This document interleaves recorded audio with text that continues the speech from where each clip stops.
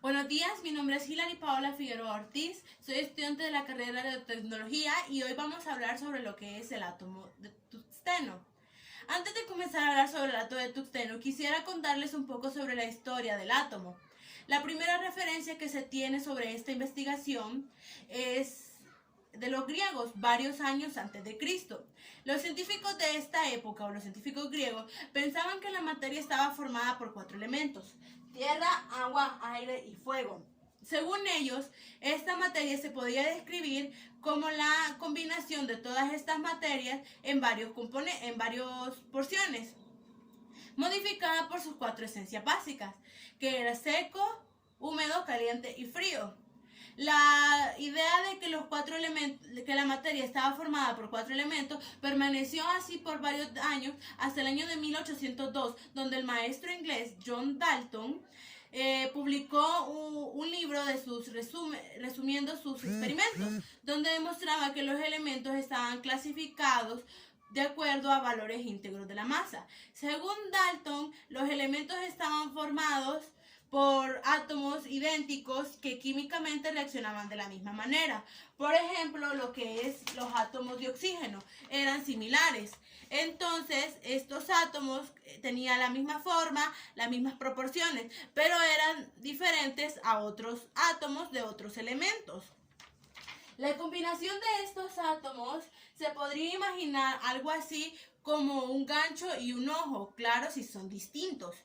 Luego, unos 50 años después del trabajo de Dalton, un erudito ruso mostró que si los elementos se proporcionaban de manera creciente de su masa atómica, se observaba la representación periódica de las similitudes de las proporciones químicas.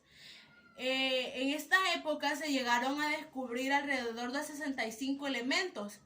Y estos trabajos de Mendeleev fue el primero en representar la tabla periódica de los elementos. Luego, a finales de la década de 1890, mientras investigaba las propiedades físicas de los rayos catódicos, J.J. Thomson se dio cuenta o llegó a la conclusión de que los electrones eran una parte importante de todos los átomos. Llegó a comparar esto como un pastel de ciruelas, donde las ciruelas eran la carga negativa de los electrones y el pastel la masa amorfa cargada de electricidad positiva. Luego de esto, después de unos ingeniosos experimentos, en 1911, Ernest Rutherford refutó este modelo atómico.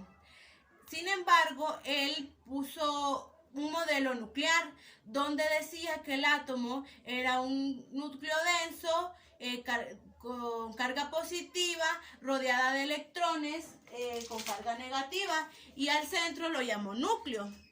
Después de esto, en 1913, el Niels Bohr mejoró esta teoría de Rutherford, diciendo que haciendo un modelo estilo sistema solar. En este sistema, los electrones giraban alrededor del núcleo y tenía casi los mismos componentes que el de Rutherford. Como sabemos, los átomos son la parte más pequeña de un elemento. Estos átomos tienen electrones, protones y neutrones. En el núcleo se encuentran los neutrones y protones, y en las órbitas se encuentran los electrones. Ahora, habiendo hablado de esto, nosotros vamos a hablar sobre el átomo de tungsteno. Bien, este es el átomo de tungsteno, lo tenemos representado así. El átomo de tuxteno en la tabla periódica tiene una representación de la letra W. Su número atómico es el 74 y su número másico es el 184. Su energía de enlace en la capa Q es de 69 kiloelectrovoltios. Su energía de enlace en la capa L es de 12 kiloelectrovoltios. Su capacidad de enlace en la capa M es de 2.8 kiloelectrovoltios, en la capa N es de 0.6 kiloelectrovoltios y en la capa O es de 0.08 kiloelectrovoltios.